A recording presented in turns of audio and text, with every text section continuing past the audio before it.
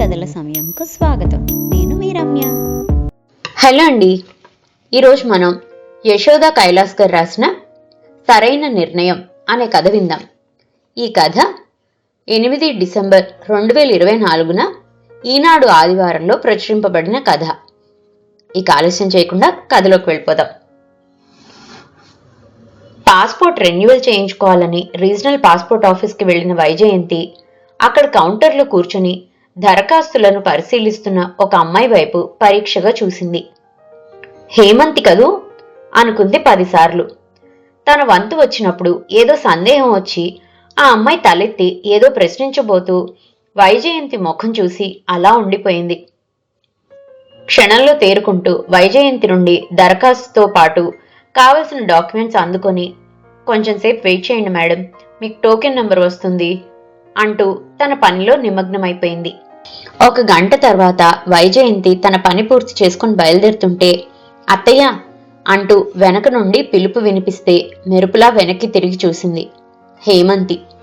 Coffee తాగుతూ మాట్లాడుకుందాం, ఒక 10 నిమిషాలు బ్రేక్ తీసుకొని వచ్చాను, మిమ్మల్ని ఇబ్బంది పెడుతున్నందుకు క్షమించండి అంటూ ఆ కాంపౌండ్లో ఉన్న కాఫీ షాప్కి తీసుకువెళ్ళి 2 కాఫీలకి ఆర్డర్ ఇచ్చింది. ఇద్దరూ టేబుల్కి ఎదురెదురుగా కూర్చున్నారు.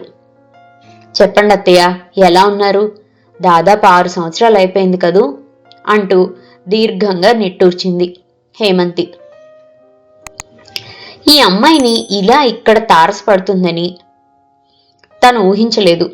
అప్పట్లో ఓ ప్రైవేట్ బ్యాంక్లో పనిచేసే హేమంతి ఇప్పుడు పాస్పోర్ట్ ఆఫీస్లో పనిచేస్తుంది. అంటే జాబ్ మారిందా? యాదృచ్ఛికం అంటే ఇదేనేమో.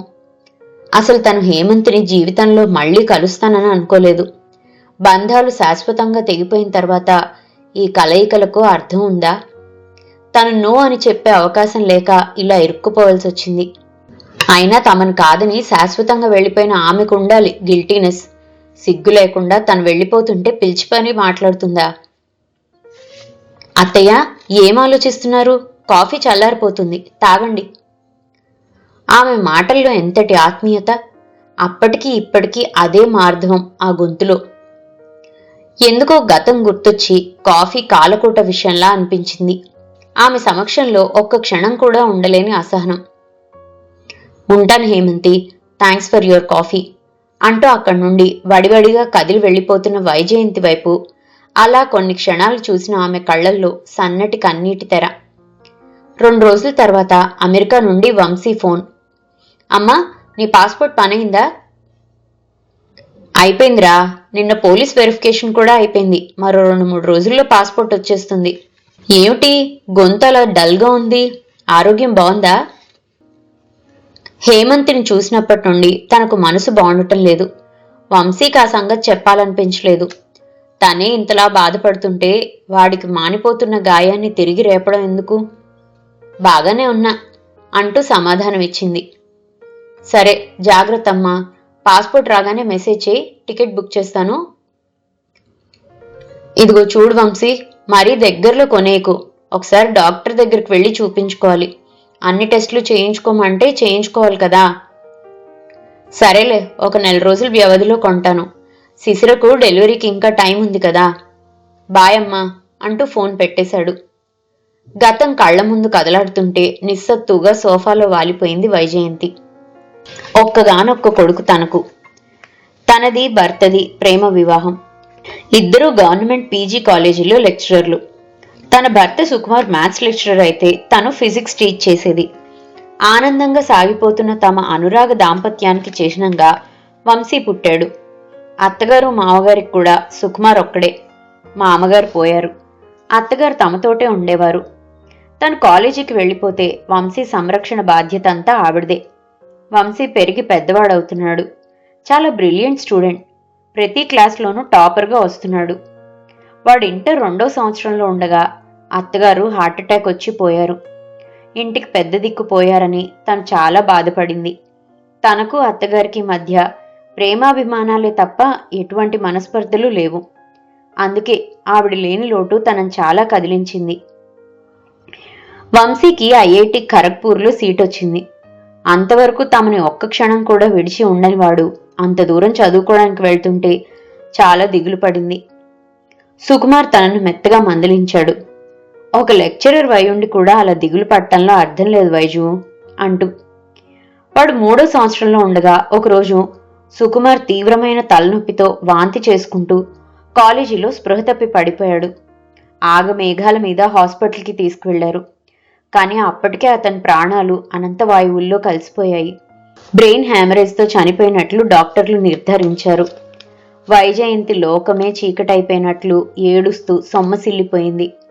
ఆ రోజు ఉదయం ఇద్దరూ కలిసి టిఫిన్ చేస్తున్నప్పుడు సుకుమార్ తనను జోకులతో నవ్వించాడు. ఎప్పుడూ ఆరోగ్యంగా నవ్వుతూ కనిపించే తన భర్త ఇంక తనకు కనపడ్డన్న వేదనతో అల్లాడిపోయింది. వంశీ కూడా డీలా పడిపోయాడు. వంశీ కోసం తను ధైర్యం తెచ్చుకొని జీవనం సాగించేది.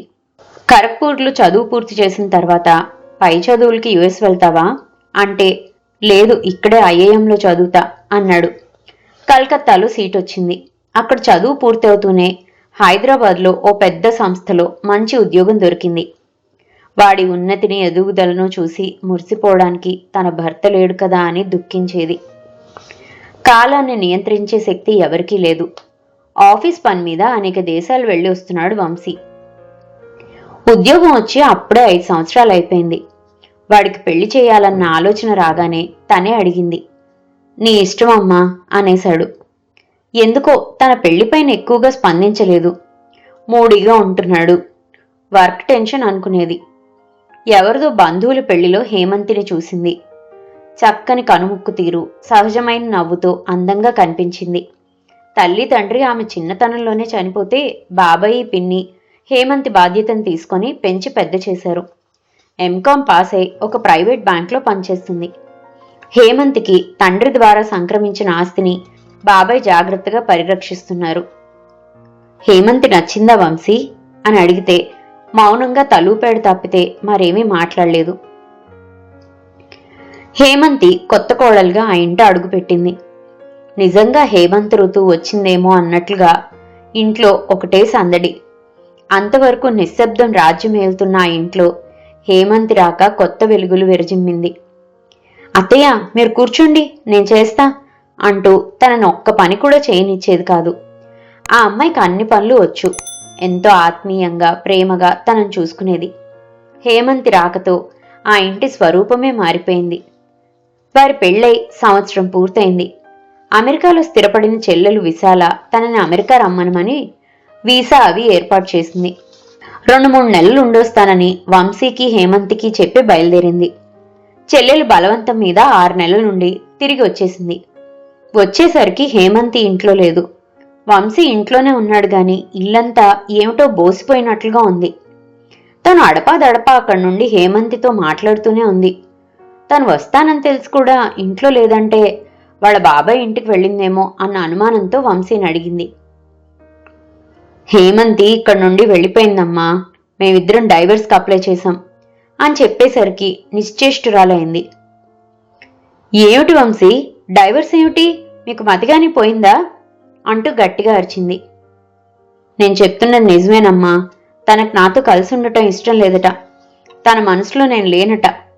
పెళ్లికి ముందే తను వేరే ఎవరినో ప్రేమించానని చెప్పింది. డైవర్స్ తీసుకుందామని తనే అంది. 1 వారం క్రితమే ఇక్కడి నుండి వెళ్ళిపోయింది. వంశీ చెప్తున్నది వింటుంటే తన మనసు మొద్దుపారిపోయింది. అంటే హేమంతి చూపించిన ప్రేమ ఆత్మీయత అంతా నాటకమా? తనకే ఇంత బాధగా ఉంటే వంశీ ఎంత తల్లడిల్లిపోతున్నాడో. హేమంతిని కావాలని కోడలుగా తెచ్చుకుంది. కాని తను ఇష్టం లేని పెళ్లి చేసుకొని నటించడం ఎందుకు? ఆమె బాబాయ్ని కలిసి హేమంతి చేసిన పనికి నిలదీద్దామనుకున్న తన ప్రయత్నాన్ని వంశీ ఆపేశాడు. అమ్మా, తనకిష్టం లేనప్పుడు, నన్ను కాదనుకున్నప్పుడు ఈ నిలదీయడాలు అవి అవసరమా? ప్రయోజనం లేనప్పుడు ఆ గొడవలన్నీ ఎందుకమ్మా అంటూ తనను ఆపేశాడు. భర్త దూరం అయినప్పుడు ఆ శూన్యతను భరించిన తను ఇప్పుడు హేమంతి వెళ్లిపోవడంతో ఏర్పడిన శూన్యతను మాత్రం భరించలేకపోతుంది. హేమంతి బెంగళూరు వెళ్లిపోయిందని తెలిసింది. కొన్ని నెలలకు ఇద్దరికీ విడాకులు మంజూరయ్యాయి. తను యాంత్రికంగా కాలేజీకి వెళ్లి వస్తుందే గాని ఏమీ ఉత్సాహం ఉండటం లేదు. అప్పటికి హేమంతి వెళ్లిపోయి సంవత్సరం దాటిపోయింది.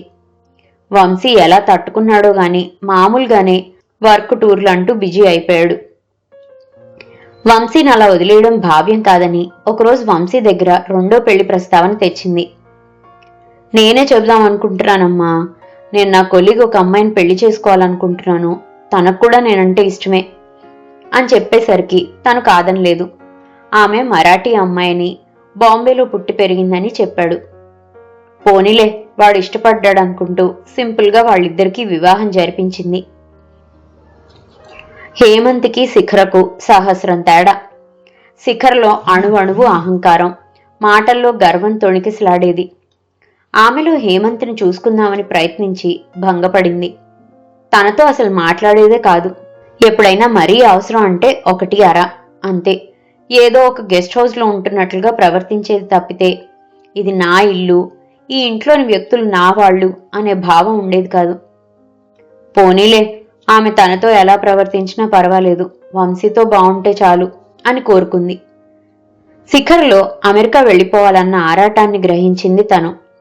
శిఖర ఎంత గట్టిగా ప్రయత్నించిందో తనకు తెలియదు గాని వాళ్లు పనిచేస్తున్న కంపెనీ ఇద్దరికీ అమెరికాకు స్పాన్సర్ చేసింది. కొద్ది కాలం ఉండి వస్తామమ్మా అంటూ వంశీ తనకు నచ్చచెప్పాడు. కొద్ది కాలం అన్నవాళ్లు అలా అక్కడే ఉండిపోయారు. వాళ్ళు వెళ్లి దాదాపు 5 సంవత్సరాలు పూర్తయ్యాయి. శిఖర కన్సీవ్ అయిందని, 8 నెలలు పూర్తయ్యాయని, డెలివరీ టైంకి రమ్మనమని వంశీ అడుగుతున్నాడు. తను కూడా రిటైర్ అయి 3 నెలలైంది. పెళ్లైన 5 సంవత్సరాలకు వంశీ తండ్రి కాబోతున్నందుకు ఒకవైపు సంతోషంగా ఉన్నా, ఎప్పుడు ఫోన్ చేసినా ముక్తసరిగా మాట్లాడే శిఖర ప్రవర్తనకు తను బాధపడుతూనే ఉంది. కానీ సరిపెట్టుకుంటుంది. అమెరికా వెళ్లే రోజు దగ్గర పడటంతో షాపింగ్ చేద్దామని బయలుదేరింది. ఆ రోజు ఆదివారం, దీపావళి పండుగ మరో 4 రోజుల్లో ఉండటంతో షాపులన్నీ కిటకిటలాడుతున్నాయి. తనకు శిఖరకు చీరలు కొందామని షాపింగ్ మాల్కి వెళ్ళింది. షాపింగ్ పూర్తి చేసుకుని బయటకు వస్తున్న తరుణంలో ఎదురుగా హేమంతి, అదే చెక్కు చెదరని చిరునవ్వు. అత్తయ్య, ఎలా ఉన్నారు? ఆత్మీయంగా ప్రశ్నిస్తున్న హేమంతికి జవాబివ్వాలని అనిపించలేదు. ఏ జ్ఞాపకాల నుండి బయటపడాలని ప్రయత్నిస్తుందో తిరిగి తిరిగి అవే జ్ఞాపకాలు తన ఎదురుగా దోబూచులాడుతుంటే మాటలు రాని దానిలా రాయిలా నిలబడిపోయింది.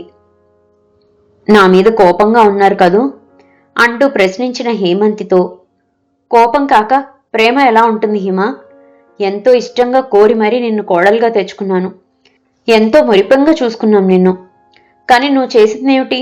నువ్వు వంశీని ఇష్టపడి పెళ్లి చేసుకోలేదని, నీ మనసులో మరెవరో ఉన్నారని, వాడితో సంసారం చేయలేదని చెప్పి పెళ్ళైన 1.5 సంవత్సరం తర్వాత వాడిని వదిలి వెళ్ళిపోయావు. నీకిష్టం లేని పెళ్ళొద్దని ముందే ఎందుకు తిరస్కరించలేకపోయావు? ఎందుకు మమ్మల్ని మభ్యపెట్టావు? నేను వంశీ ఎంత బాధపడ్డామో నీకు అర్థం కాదు.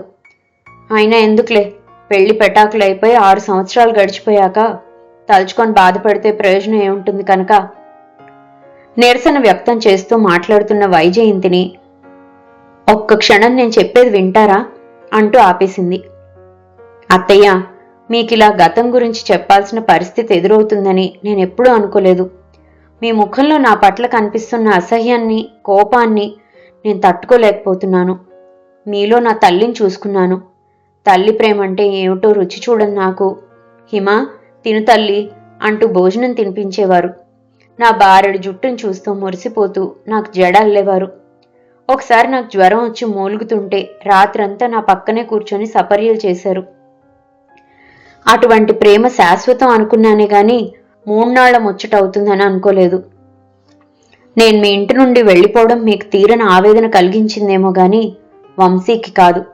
అతను నాతో వివాహానికి ముందు నుంచే తన కొలీగ్ ఒక అమ్మాయితో రిలేషన్లో ఉన్నాడట. మనసారా ప్రేమించిన అమ్మాయిని మర్చిపోలేక నన్ను తన భార్యగా మనసా వాచా స్వీకరించలేని అతనితో నేను ఎలా కాపురం చేయాలి? అప్పటికీ అతనిలో మార్పు వస్తుందని 1 ఏడాది పాటు ఎదురుచూశాను.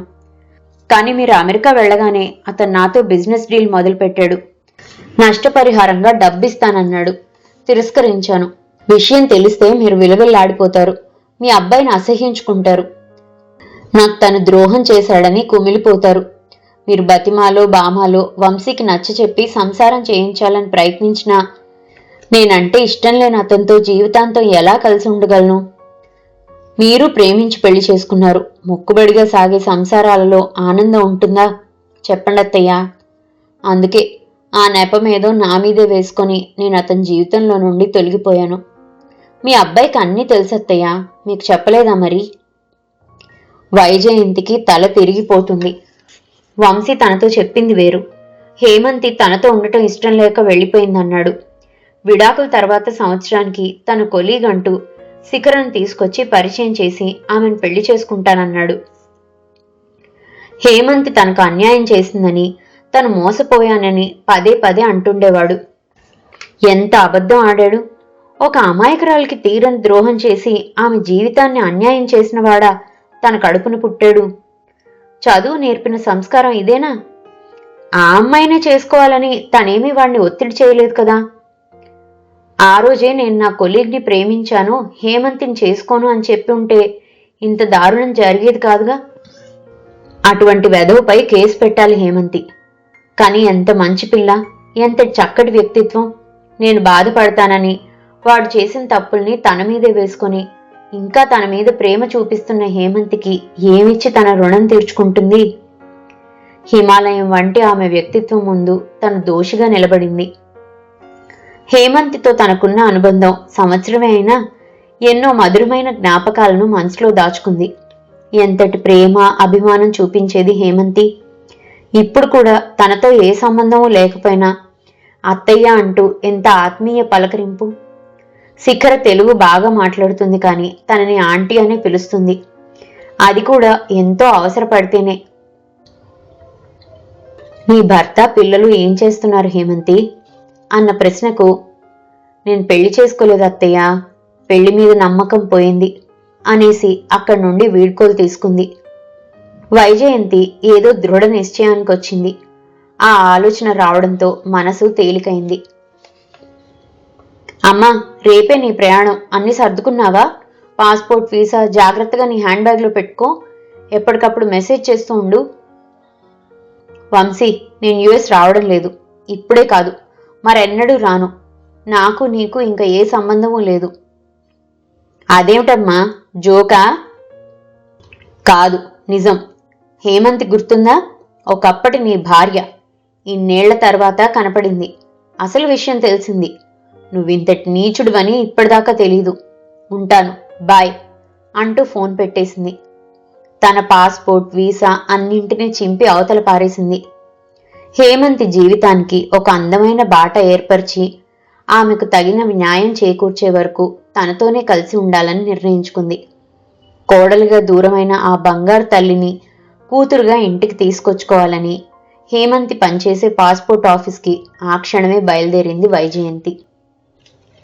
ఇదండి యశోద కైలాస్ గారు రాసిన సరైన నిర్ణయం కథ. ఈ కథ కనుక మీకు నచ్చినట్లయితే కింద కనిపిస్తున్న హైప్ ఆప్షన్ని క్లిక్ చేసి ఈ కథ మరింత మందికి చేరువయ్యేలా ప్రోత్సహిస్తారని ఆశిస్తున్నాను. మరో మంచి కథతో మళ్ళీ కలుసుకుందాం. అంతవరకు సెలవు. ఈ కథ కనుక మీకు నచ్చినట్లయితే లైక్ చేయండి, షేర్ చేయండి.